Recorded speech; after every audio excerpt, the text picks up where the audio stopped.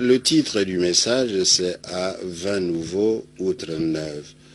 C'est une phrase que le Seigneur a utilisée dans l'Évangile pour faire comprendre aux gens qu'il était impossible de vivre l'Évangile tout en gardant la mentalité ancienne. C'est ce que nous voulons dire à nos gens.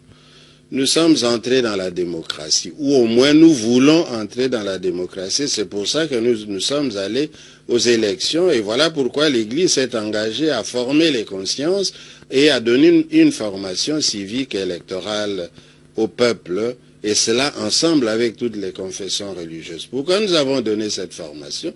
C'était pour que le peuple congolais sache exactement ce que c'est que les élections.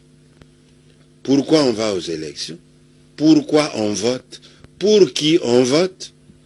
Et qu'est-ce que c'est que la démocratie? Quelles sont les valeurs démocratiques, ainsi de suite. Bon. Or, maintenant que nous sommes entrés là-dedans, et nous parlons d'un acquis majeur, puisque nous trouvons que l'Église, au moins, il y a eu la mise en place des institutions. Si les institutions veulent faire leur travail, il y a moyen de redresser le pays. Mais nous constatons que le peuple congolais continue avec la mentalité ancienne, soit celle de la Deuxième République. La corruption bat son plein, il a battu son plein pendant les élections, et il continue à battre son plein. Nous constatons qu'il y a une anarchie. Or, la démocratie n'est pas l'anarchie. La démocratie, c'est l'état de droit. Et l'état de droit suppose que chacun respecte la loi, que la loi est au-dessus de tout le monde. À commencer par le chef de l'État, toutes les institutions et tous les individus sont soumises à la loi. En d'autres termes, il est inacceptable que dans notre pays, on arrive à une exploitation sauvage de ressources minières et forestières, on arrive à une vie qui n'a guère cure de rendre la justice, on arrive à un ensemble d'antivaleurs dans la société. Voilà pourquoi les évêques disent, vous ne pouvez pas aller en démocratie, vous ne pouvez pas changer en gardant l'ancienne mentalité. On ne peut pas non plus vouloir bâtir un pays si l'on ne travaille pas. Donc, il est impossible d'attendre son pain en croyant que les Noko vont nous amener à manger, que les Noko vont nous amener à boire, que les Noko vont venir faire le travail au Congo. Non. Donc, c'est nous qui devons bâtir le pays, et c'est à nous qu'il revient d'édifier ce Congo.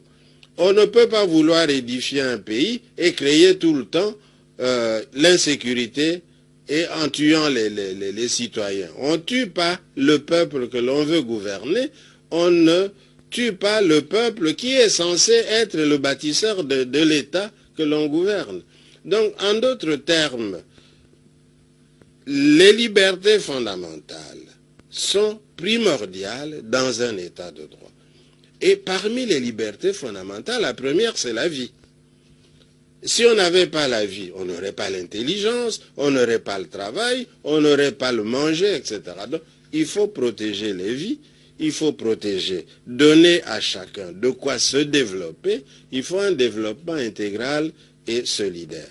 Et étant donné que on a l'impression qu'il y a des parties du pays dont on ne voit pas clair, on a l'impression qu'il y a certains agendas cachés, on ne sait pas trop pourquoi il y a toutes ces guerres à l'Est alors qu'en fait on est déjà arrivé à mettre en place les institutions.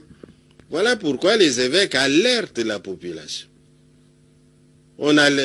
Quand on emporte toutes nos grumes à une allure vertigineuse qu'on n'a jamais connue avant, on dit arrêtez.